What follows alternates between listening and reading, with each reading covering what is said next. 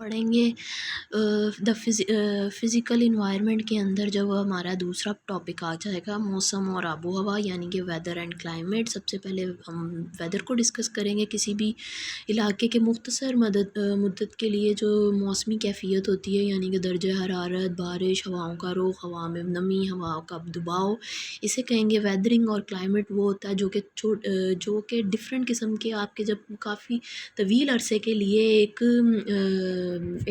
ایک طرح کا موسم رہے، یعنی کہ جس طرح گرمی میں ہے تو گرمی رہ رہی ہے، اس کو ہم کلائمیٹ کہیں گے. جو مطلب زیادہ ٹائم کے لیے ایک علاقے پہ اثر انداز ہو، اس کو کہتے ہیں کیفیت کو. پھر انسان اور آب و ہوا کا آپس میں جو چولی دامن کا ساتھ ہے. جو موسم اور آب و ہوا انسانی زندگی کے تمام پہلوؤں پر اثر انداز ہوتا ہے. یہ انسان کی خوراک، رہائش اور لباس کے علاوہ زراعت، صنعت، ذرائع آمد و رفت اور کاروبار میں بھی اثر انداز ہوتا ہے.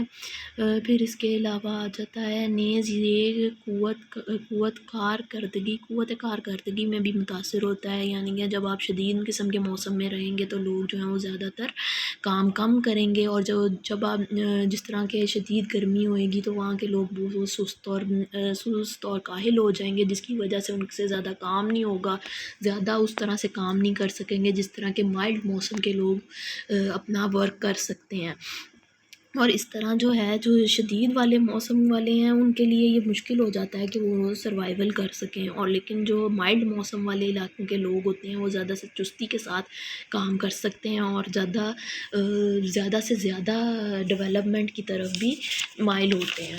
پھر اس کے بعد آ گیا آپ کا نباتات اور مٹی، ویجیٹیشن اینڈ سوائل. اس کے بارے میں ان کا بھی آپس میں بہت زیادہ تعلق ہے، بہت ایک دوسرے پہ بہت زیادہ فرق، ایک دوسرے کے اوپر بہت زیادہ انحصار کرتے ہیں. آب و ہوا بھی اس کے اندر ہی شامل کی جاتی ہے کیونکہ اس پہ بہت زیادہ ڈیولپمنٹ اور اس پہ بہت زیادہ کام کیا جاتا ہے.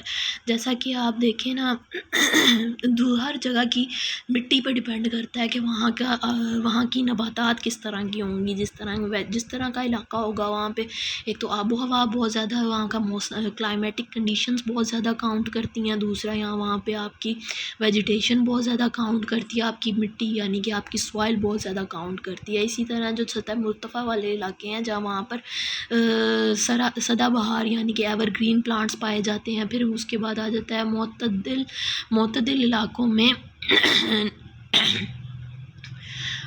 نوکدار پتوں والے درخت پائے جاتے ہیں. پھر اس کے بعد خاص سخت سرد علاقوں میں جو ہے کائی والے پائے جاتے ہیں. پھر اس کے علاوہ ریگستانی علاقوں میں کانٹے دار پائے جاتے ہیں. یہ ڈفرینٹ قسم کی نباتات پائی جاتی ہیں. جس طرح کہ آپ کا جو ایکویٹوریل ایریا ہے وہاں پر آپ لوگوں کو ملے گا ایور گرین پلانٹس. پھر اس کے بعد جو مائلڈ ایریا ہوتا ہے جو وہاں پر آپ کو نوکدار جو ہے نا پتوں والے درخت ملتے ہیں. پھر اس کے بعد آپ کو جہاں پر ملتا ہے سخت سردی والے علاقوں کے اندر آپ کو ملتے ہیں کونز والی ویجیٹیشن ملتی ہے. پھر اس کے علاوہ جو آپ کو ریگستانی علاقہ آپ کا ڈیزرٹ ایریا ہے وہاں پہ آپ کو ملیں گے ڈیزرٹ ایریا کے اندر آپ کو ملتے ہیں کیکٹس، اس طرح کے آپ کو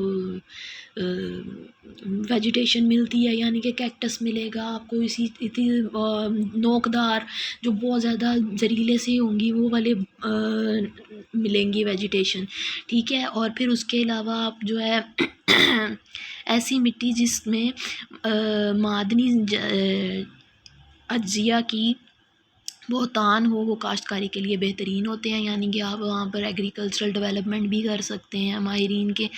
ماہرین نے اپنی شبہ زور محنت سے نباتات پیدا کرتے نے میں مہارت حاصل کر لی. اس طرح اس نے طرح طرح کے بیج جو ہیں وہ بوئے گئے، اور پھر اس کے بعد مختلف قسم کی آپ کو انہوں نے اپنی نباتات کو بھی کنٹرول کرنا شروع کر دیا اپنی مرضی کے مطابق. مختلف جگہوں پر ان کو ڈیولپمنٹ کے لیے شروع کر دیا. انہی چیزوں کو جو ہے قدرتی نباتات کے وجہ سے جو ہے پیشوں پر بھی اثر انداز ہوتا ہے، اور نباتات فضائی آلودگی کو دور کرنے میں اہم کردار ادا کرتی ہے. یہ انسانی زندگی کی بقا کا ضامن ہے. Thank you.